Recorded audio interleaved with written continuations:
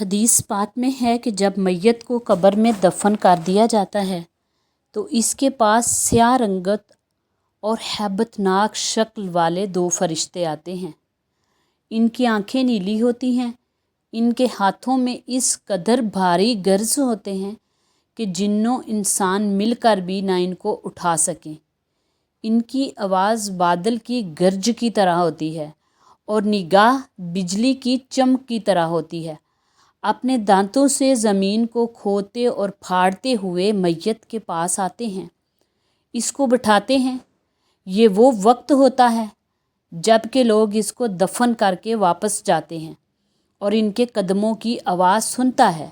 پھر فرشتے اس سے پوچھتے ہیں، تیرا پروردگار کون ہے؟ تیرا دین کیا ہے؟ تیرے نبی کا کیا نام ہے؟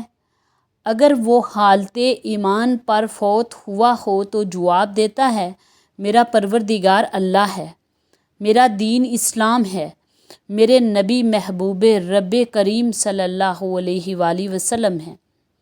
فرشتے کہتے ہیں، اے شخص، اللہ تعالیٰ نے تجھے عقیدہ توحید پر ثابت قدم رکھا، اب تو قیامت تک قبر میں خوش اور آرام سے رہے گا۔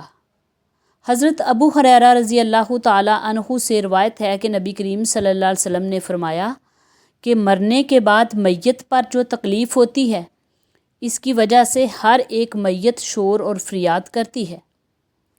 اس کی آواز کو جنوں انس کے سوا تمام حیوانات سنتے ہیں۔ اگر انسان وہ آواز سن لے تو فوراً بے ہوش ہو کر مر جائے۔ پھر اس کا جنازہ قبر کی طرف لے چلتے ہیں۔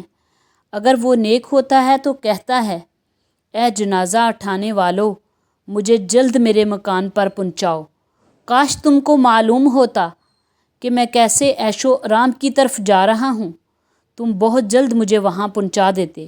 اور اگر بدکار اور گنہگار ہوتا ہے تو مردہ پکارتا ہے، اے جنازہ اٹھانے والو، ٹھہرو، ابھی جلدی نہ کرو، کاش تمہیں معلوم ہوتا کہ تم کس بلا عذاب کی طرف مجھے لے کر جا رہے ہو، اگر تمہیں معلوم ہوتا تو ضرور دیر کرتے۔ پھر جب اس کو قبر میں اتارتے ہیں اور دفن کر چکتے ہیں تو اس کے پاس دو فرشتے نہایت بد شکل ہاتھوں میں گرز لیے ہوئے غصے میں بھرے ہوئے آتے ہیں۔ وہ فرشتے اس کے سر کی طرف سے اس کے قریب آنا چاہتے ہیں تو اس کی نماز اس کے آڑے آتی ہے اور کہتی ہے، اس طرف سے نہ آؤ، کیونکہ اسی خوابگاہ کے خیال سے یہ شخص دنیا میں راتوں کو اٹھ اٹھ کر نماز پڑھا کرتا تھا۔ پھر فرشتے اس کے دائیں طرف سے آنا چاہتے ہیں تو صدقہ کہتا ہے کہ ادھر سے نہ آؤ، کیونکہ اسی مقام کے خوف سے یہ شخص صدقہ اور خیرات کرتا تھا۔ پھر اس کے بائیں طرف سے آنا چاہتے ہیں تو روزہ کہتا ہے کہ ادھر سے نہ آؤ، کیونکہ اسی جگہ کے ڈر سے یہ شخص بھوک اور پیاس کی تکلیف اٹھایا کرتا تھا۔ پھر اس کے پاؤں کی طرف سے آنا چاہتے ہیں تو دونوں پاؤں کہتے ہیں کہ ادھر سے نہ آؤ، کیونکہ یہ شخص انہی پاؤں سے مسجد کی طرف جایا کرتا تھا۔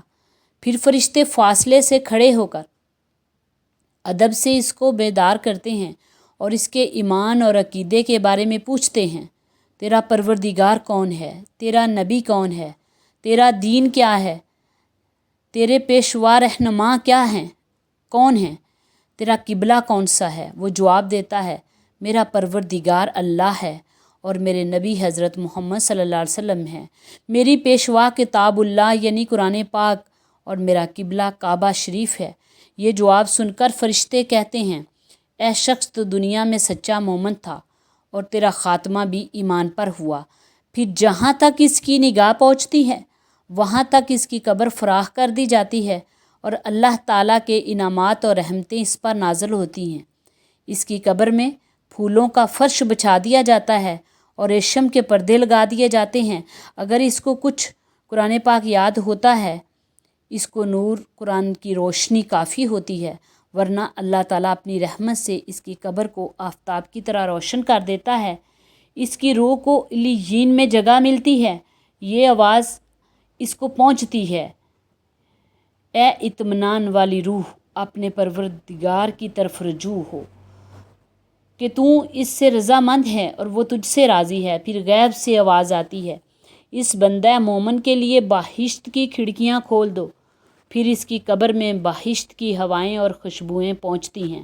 اس کے بعد اس کے سامنے ایک نہایت حسین اور خوبصورت انسان آتا ہے جس کے جسم سے بہت خوشبو آتی ہے۔ وہ اس سے کہتا ہے، اے قبر میں آرام کرنے والے، خوش ہو، میں تجھ کو خوشخبری دیتا ہوں، آج وہی دن ہے جس کا تجھ سے وعدہ کیا گیا۔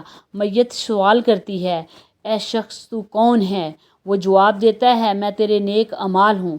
اس وقت خوشی کے مارے میت کہتی ہے، اے پروردگار، قیامت جلد برپا کر تاکہ میں اپنے اہل و عیال سے ملوں اور ان کے ساتھ مل کر جنت کے میوے کھاؤں۔